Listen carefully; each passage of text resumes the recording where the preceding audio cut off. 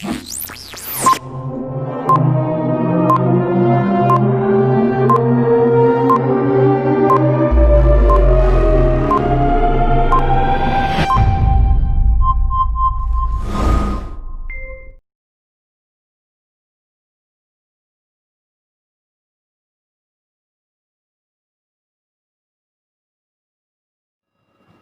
semuanya, selamat hari Minggu. Yuk sebelum kita memulai ibadah, kita satu dulu yuk, satu dulu sejenak.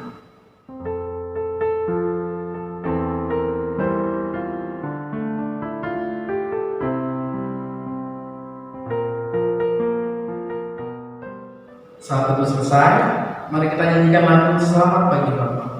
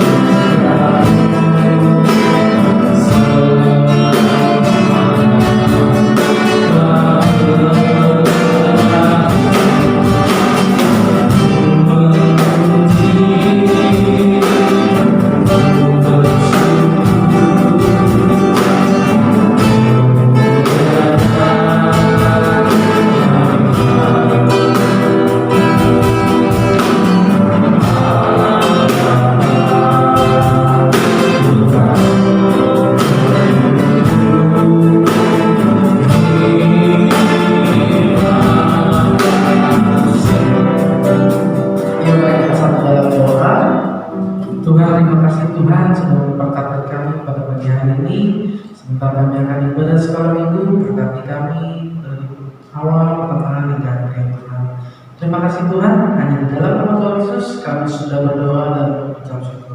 Amin. Masih semangat semuanya? Mari kita nyanyikan lagu setinggi-tingginya lagi.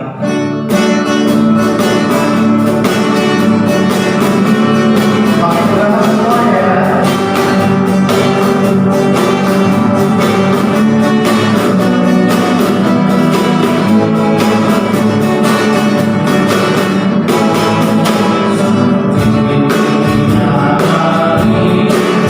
Love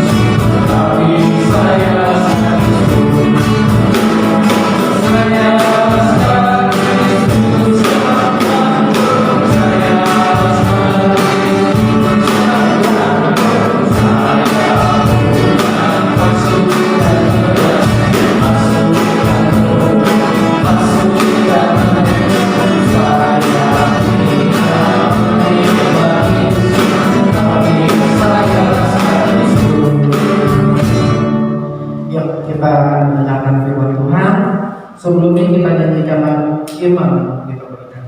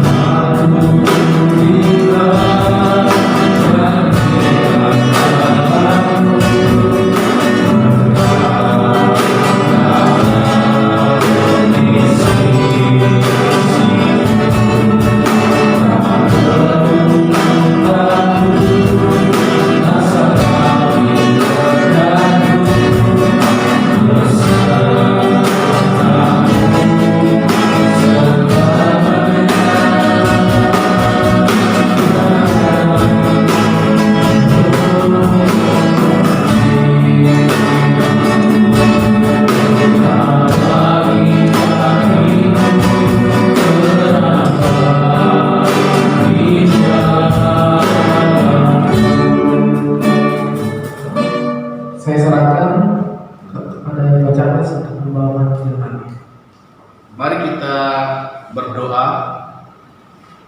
Bapa kami yang ada dalam kerajaan surga, kami bersyukur Tuhan di pagi hari ini Tuhan sudah memimpin kami di dalam kami memuji nama Tuhan. Sebentar kami akan mendengarkan kebenaran firman Tuhan. Tolong kami Bapa, kami boleh mengerti dan memahami. Dalam nama Yesus Kristus kami berdoa.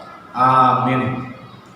Adik-adik, saya mengajak adik-adik untuk membuka Alkitab kita dari Kisah Para Rasul pasal yang ke-6, ayat yang pertama sampai ayat yang ke-7. Kisah Para Rasul pasal yang ke-6, ayat yang pertama sampai ayat yang ke-7. Sudah mendapatkan? Kita akan baca. Saya akan bacakan untuk adik-adik, ya. 7 orang dipilih untuk melayani orang miskin. Pada masa itu, ketika jumlah murid makin bertambah, timbullah sungut-sungut di antara orang-orang Yahudi yang berbahasa Yunani terhadap orang-orang Ibrani, karena pembagian kepada janda-janda mereka diabaikan dalam pelayanan sehari-hari. Berhubung dengan itu, ke-12 rasul itu memanggil semua murid berkumpul dan berkata, "Kami tidak merasa puas karena kami melalaikan firman Allah untuk melayani meja. Karena itu, saudara-saudara, pilihlah 7 orang dari antaramu yang terkenal baik dan yang penuh roh dan hikmat, supaya kami mengangkat mereka untuk tugas itu, dan supaya kami sendiri dapat memusatkan pikiran dalam doa dan pelayanan firman. Usul itu diterima baik oleh seluruh jemaat. Lalu mereka memilih Stefanus, seorang yang penuh iman dan Roh Kudus, dan Filipus, Prokorus, Nikanor, Timon, Parmenas, dan Nikolaus, seorang penganut agama Yahudi dari Antioquia. Mereka itu dihadapkan kepada rasul-rasul, lalu rasul-rasul itu pun berdoa dan meletakkan tangan di atas mereka. Firman Allah makin tersebar dan jumlah murid di Yerusalem makin bertambah banyak. Juga sejumlah besar imam menyerahkan diri dan percaya. Yang berbahagia adik-adik adalah kita yang sudah membaca, yang merenungkan, bahkan kita akan melakukan kebenaran firman Tuhan dalam kehidupan kita sehari-hari. Tema pada pagi hari ini yaitu taat melakukan tugas masing-masing.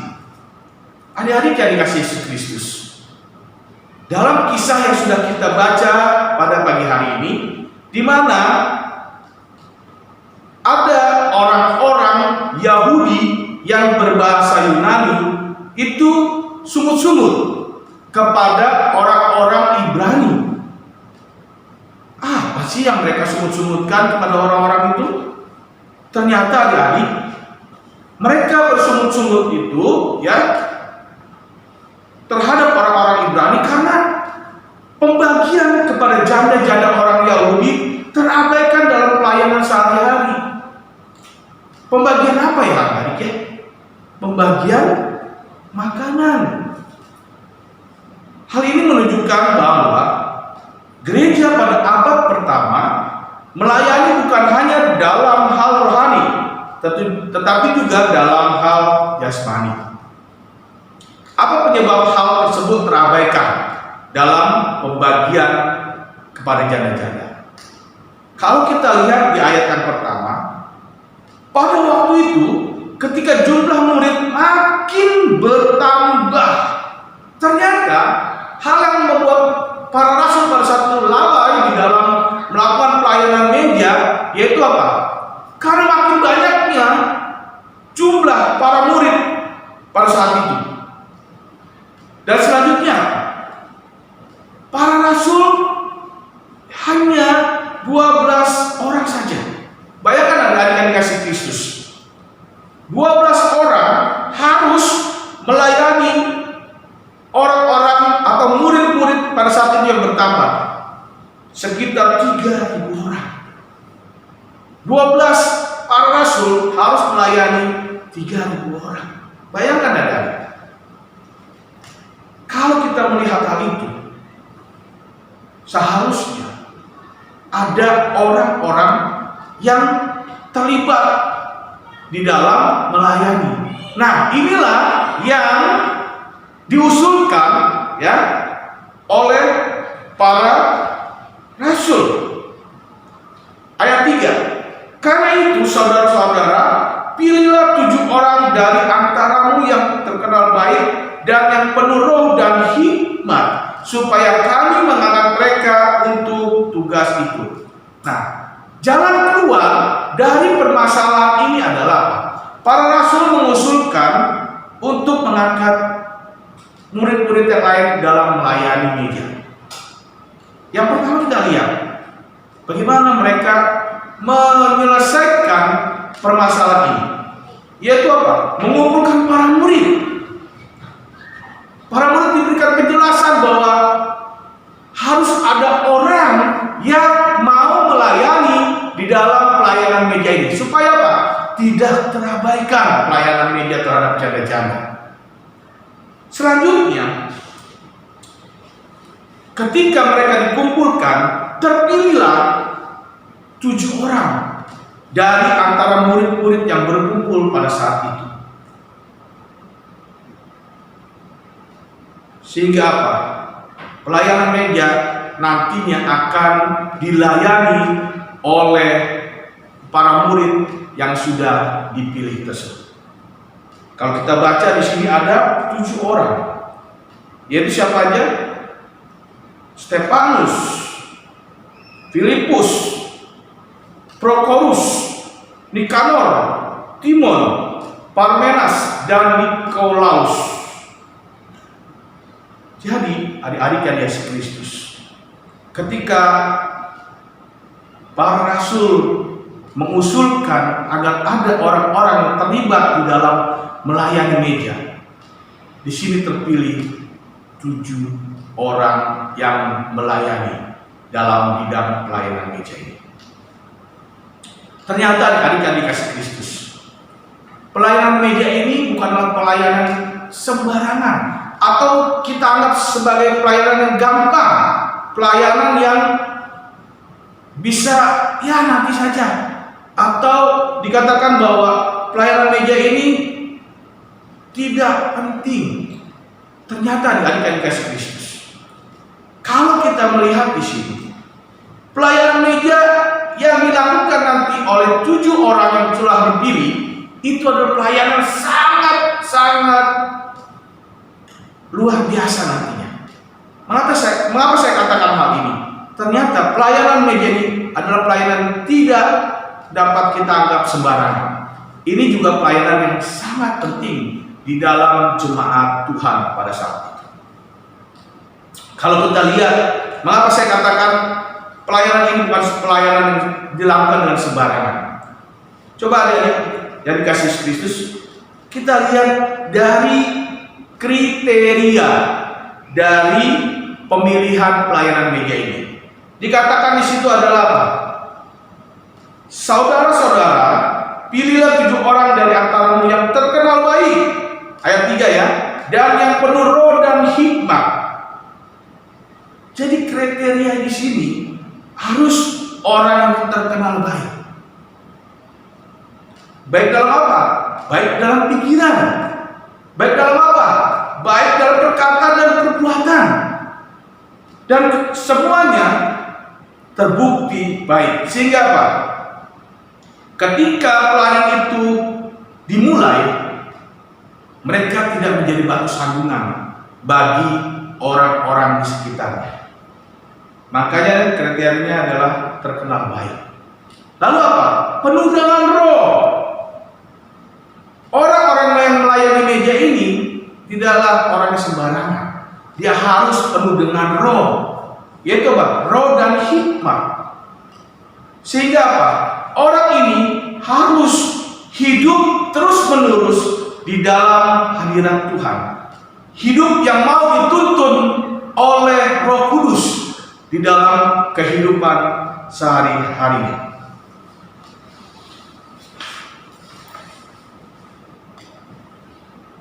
Dan adik-adik yang dikasih Kristus, saya katakan tadi bahwa pelayanan media adalah bukan pelayanan yang sembarangan. Kita lihat di ayat yang ke-6. Mereka itu dihadapkan kepada rasul-rasul, lalu rasul-rasul itu pun berdoa dan meletakkan tangan di atas mereka. Jadi adik-adik yang dikasih Kristus, ketujuh orang yang dipilih ini, yang sudah terpilih, itu diberikan satu kuasa melalui para rasul yang ditumpangkan tangan atas mereka.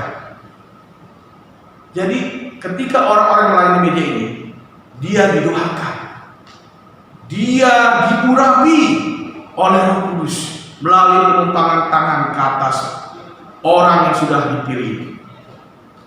Jadi adik-adik yang dikasih Kristus, janganlah kita menganggap bahwa pelayanan-pelayanan yang ada di gereja itu kita memilah atau kita lihat, oh ini yang penting, ini yang tidak penting. Oh yang penting harus ada persiapan. Oh yang tidak penting, ya udahlah, nggak perlu persiapan. Ternyata adik-adik yang dikasih Kristus, semua pelayanan yang di dalam gereja ini, ya itu semua sangat-sangat penting dan butuh persiapan. Contohnya, ketika kita melayani sebagai MC, ya, Sebagai pemusik, oh kita harus persiapan. Wah, seminggu sebelumnya kita harus persiapan. Waduh, harus doa, harus terus hidup bersama dengan Tuhan dalam hubungan saat teduh. Tetapi kalau hanya bawain kolekte, ya, terus terima tamu, adik-adik bilang, itu mah kecil, gampang, gak usah doa, gak usah ada persiapan, gampang. Nah, jangan seperti itu. Jadi ketika kita dipercayakan dalam melayani Tuhan, kita jangan lihat mana yang penting, mana yang tidak penting, atau mana yang harus ada persiapan dan mana yang tidak ada persiapan. Semua harus dan butuh persiapan. Dan karena apa? Karena semuanya dalam melayani Tuhan itu adalah penting. Selanjutnya lihat kasih Kristus. Mengapa para rasul hanya melayani firman dan doa di ayat yang keempat? Dan supaya kami sendiri dapat memusatkan pikiran dalam doa dan pelayanan firman. Para rasul di sini memiliki alasan yang jelas. Supaya apa? Mereka melayani di dalam pelayanan firman dan doa itu supaya apa? Pelayanan para rasul tertuju dan memusatkan pikirannya pada pelayanan pemberitaan firman dan doa. Itu tujuannya. Mengapa para rasul mengambil pelayanan firman dan doa dan tidak mengambil pelayanan meja? Supaya apa? Pikiran mereka terus memusatkan di dalam pelayanan firman dan doa. Yang kedua alasannya adalah apa? Supaya jemaat atau para murid pada saat itu dididik untuk apa? Mengambil bagian dalam melayani. Jika tidak ada permasalahan di dalam kelalaian para rasul dalam membagikan atau melayani meja itu, bisa jadi bahwa adik-adik yang Yesus Kristus tidak ada pemilihan 7 murid ini. Tetapi ketika terjadi kelalaian, maka Tuhan pakai cara ini untuk apa? Mengangkat para murid yang lain untuk mengambil bagian di dalam melayani Tuhan. Adik-adik yang dikasih Kristus, dalam pelayanan setiap orang itu memiliki perannya masing-masing dalam melayani Tuhan sesuai dengan panggilan kita. Ada yang terpanggil menjadi pendeta atau gembala, ada yang terpanggil menjadi apa? Pemain musik. Ada yang terpanggil untuk apa? Menjadi MC, pembawa kolektor, pendoa syafaat dan lain sebagainya. Semua memiliki peran masing-masing untuk apa? Melengkapi di dalam pelayanan yang ada di gereja. Lalu adik-adik yang Yesus Kristus bertanya, saya mau melayani kok, Ci, tapi saya belum tahu apa karunia saya atau apa talenta saya. Terus bagaimana saya mengetahuinya? Adik-adik yang dikasih Kristus, ada beberapa cara kita bisa mengetahui apa karunia dan talenta yang Tuhan berikan dalam kehidupan kita. Minimal yang harus kita sadari adik-adik yang dikasih Kristus, bahwa adik-adik itu memiliki paling sedikitnya 1 karunia yang Tuhan berikan dalam kehidupan adik-adik. Lalu selanjutnya apa? Mari kita berdoa kepada Tuhan, si pemberi karunia atau talenta itu, supaya apa? Dia menunjukkan kepada adik-adik karunia yang akan adik-adik lakukan di dalam melayani Tuhan. Selanjutnya apa dia? Dengarkan atau minta nasihat dari orang-orang di sekeliling kita, dari hamba Tuhan, ya, dari kokoh-kokoh atau guru-guru sekolah minggu yang ada. Minta nasihat dari mereka supaya apa? Mereka bisa menjelaskan, oh karunia adik-adik itu yang ini dan seperti ini. Nah, di adik kasih Kristus, percayalah, ketika kita mau melayani Tuhan, Tuhan akan berikan karunia itu. Yang terakhir ada adik kasih Kristus, dampak dari ketaatan dalam melakukan tugas masing-masing. Di ayat yang ke-7, firman Allah makin tersebar, ya, dan jumlah murid di Yerusalem makin bertambah banyak. Juga sejumlah besar imam menyerahkan diri dan percaya. Jadi dampak dari ketaatan dalam melakukan tugas masing-masing, firman Tuhan makin tersebar, jumlah murid makin bertambah. Adik-adik yang dikasih Kristus, salah satu ciri bahwa kita telah melakukan dengan taat tugas panggilan pelayanan kita masing-masing adalah pelayanan kita menjadi berdampak bagi orang lain. Amin. Mari kita sambutkan doa. Kami bersyukur Tuhan untuk firman Tuhan yang boleh kami dengar di pagi hari ini. Berkati ya Bapa dalam pemberitaan firman ini, dan kami boleh melakukannya dalam kehidupan kami. Dalam nama Yesus Kristus. Amin. Kita sudah mendengarkan firman Tuhan. Mari kita berikan persembahan kita. Mari kita nyanyikan lagu Kasihnya Seperti Sungai.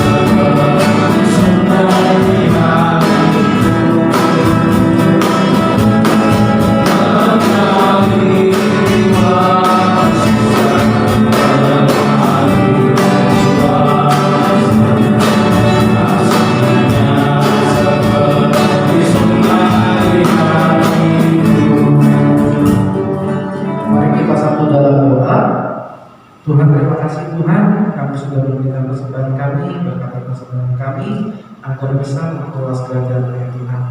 Terima kasih Tuhan, hanya di dalam nama Tuhan Yesus kami sudah bersyukur. Amin. Kita akan doa syafaat dan doa penutup dipimpin oleh Coach Charles. Mari kita bersatu di dalam doa. Tuhan Yesus, kami datang kepadamu Tuhan dalam doa kami. Tuhan, kami berdoa mohon untuk negeri kami Indonesia yang kami cintai. Tuhan, tolong kami Bapa, tolong negeri ini Tuhan.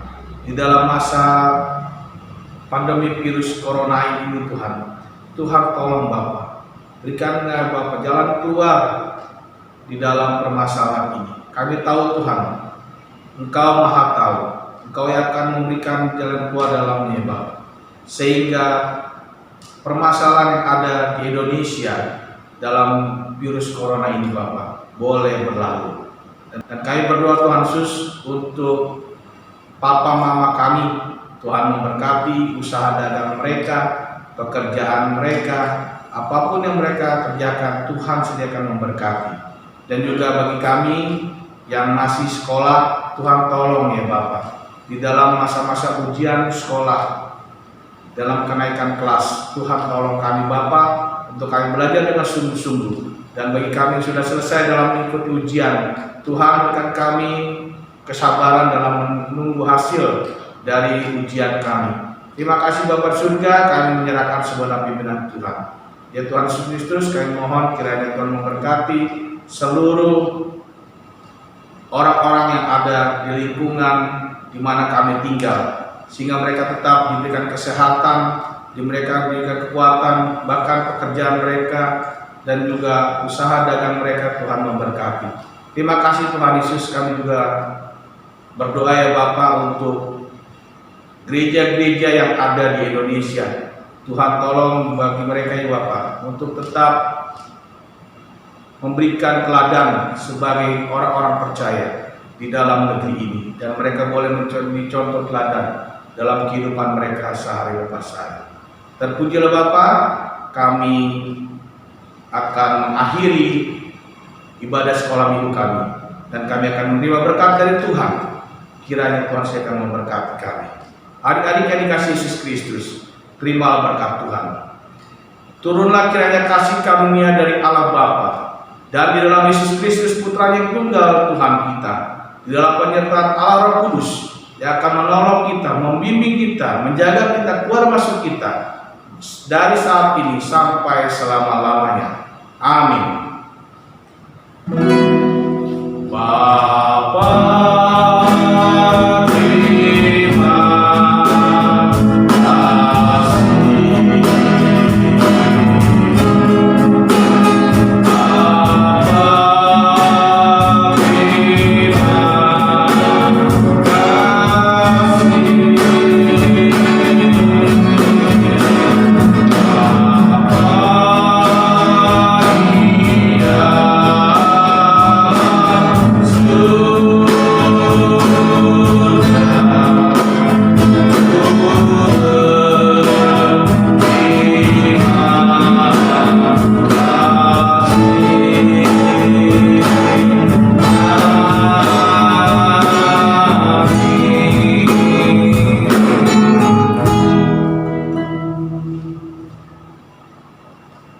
Selesai ibadah sekolah minggu kita.